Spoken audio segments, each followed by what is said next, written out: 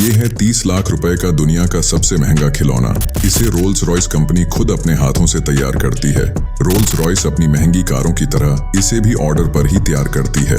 यह toy car बिल्कुल असली रोल्स रॉयस कार की तरह होती है। जिस तरह रोल्स रॉयस कार में बहुत से फीचर्स होते हैं, वही सारे के सारे आपको इसके अंदर भी देखने को मिलेंगे। इस कार को चलाने के लिए कंपनी एक रिमोट भी देती है, जिससे आप इस कार को जितना चाहे चला सकते हैं। अगर आपको ऐसे वीडियोस देखना पसंद है तो मेरे साथ जुड़े रहे।